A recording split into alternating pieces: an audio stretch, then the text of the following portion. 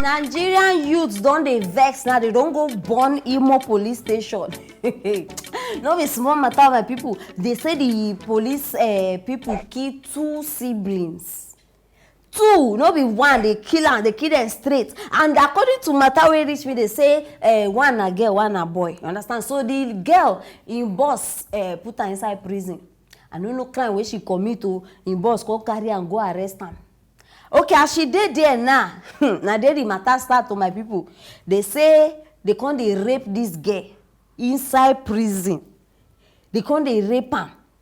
And as they rape her finish, they can't serve her food. Be like say the food get one poison or something. I don't know where they go bring the food from. After she eat that food, now there wahala start. She no can they feel herself again. She no can they feel. Instead of me they carry and go hospital. As smart as our police officers are, make I not say foolish. As smart as they are, they go carry the girl, go their house. Now there they meet the brother. As they reach the house now, now so they come tell the brother say, now your sister be this, so carry her go hospital. The brother say, how you go tell me make her carry my sister go hospital? Not before on her hand she been there.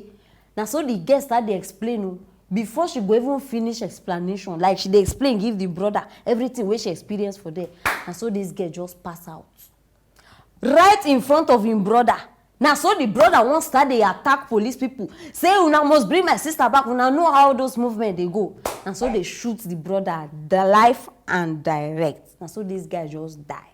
So as I dey talk to una now, Imo police station, they on fire. They burn they carry the 2 dead body, put out in front of the police station. They burn the police station itself. They can't burn all their patrol cars. They burn. In fact, no be small burning. So I bet for now, when no wait till they shell now. Join me, make we watch the video. When I have a police station issue, when I have a police station issue, I have to Babu man now. Police on fire.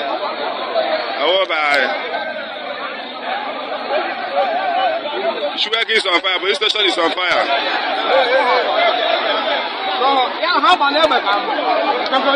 Police station is on fire.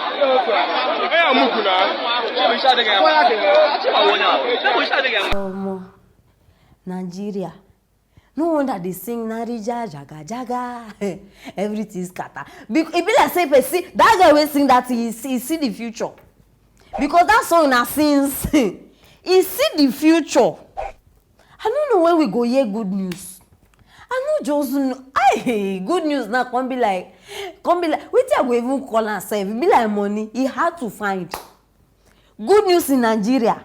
In fact, you feel even find money safe. Money where everybody they complain. No money, no money. You go even find money before you go find good news.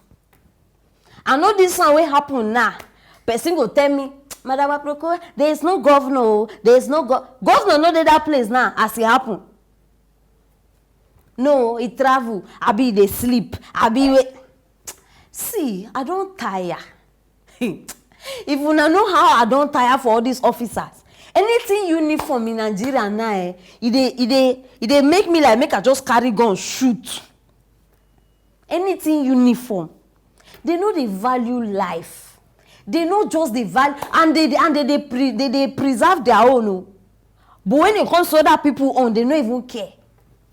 I beg my fellow youths, I dey talk to those ones where they burn that place now. See, I know when they do this thing out of anger. Relax. Before I go think say they can't support police people, I know if you do it. But wait, I want to tell now be say, see, this thing when they do burning of the police and this one, no be the solution. Una know they get me. See, you go burn police station. You burn the cars. The people wey commit the thing, they don't go. So you go just they continue to burn one police station to another, they go continue to build. And the same people wey make that crime, they go put them in another police station where another crime will still happen. Now the reason are now. So if you want deal with something, I bet me, I know like violence, but this one, forget that. You understand? If you want to deal with something, deal with something. This police station one that they do. Because now, my people, if we say, Ungwano may will report, may court enter inside, may this one, that's in 2030. Before we go here, say, okay, they don't bring up the case, they don't this one, they don't this one. 2030, before it go happen. In a rape girl. e no do una poison am, e no do una. She still die. Even as she die, una eye still never clear, una still shoot the brother. Hey.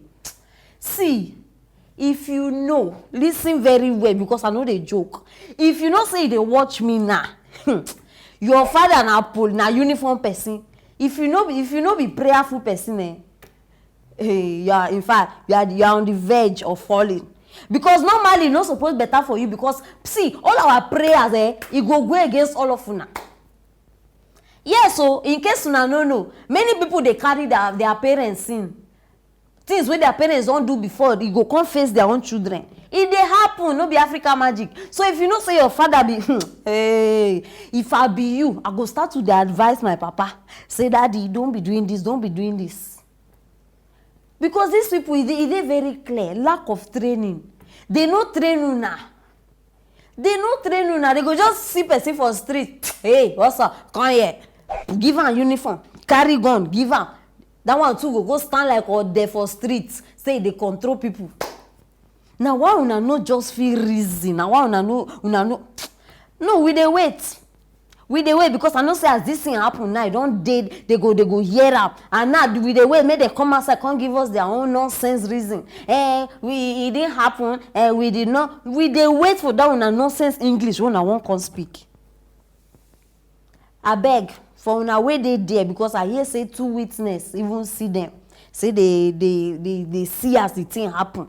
Una wey no say una be there when the thing happen, una be say una remember these people face. So biko, look for the pictures and post am. E dey very very important, because we dey look for them. They must pay for the thing wey they don't do. They no go free. Very important. So because all of una wey no say una been there as this thing happen, una see those officers start dey put the pictures down. Una get power. Una go just dey come outside. Hey, this one, you don't respect my uniform. Uniform oshiwo. Which uniform? Boko Haram go come, una go run. Bandits go come, una go run. This one go come, una go run. But if na people wanna say no even carry weapons, una get power, na they una go come outside with those una skeleton body way be like. See, make una continue. You gonna go so meet youth way they go finish all of una. Make una continue. My people, this thing, in fact, 2 people just die. Now the sad part of this matter, where they talk like this. 2 siblings just die, just they feel for the parents, and that one say, now if they get parents, what if these people they been survive on their own? Now only God go help us for Nigeria. I beg, una need share this video. Una need share this video so that those police people will go start it, because they need pay for the thing where they don't do. You understand? And if una no share out, how people go no say this thing don't happen? Very very important. And drop your comment there. Anything you think concerning this matter, drop and there. I will reply now one by one. And make sure say you subscribe so that you no go miss any hot video like this one. Stay tuned for our next stories.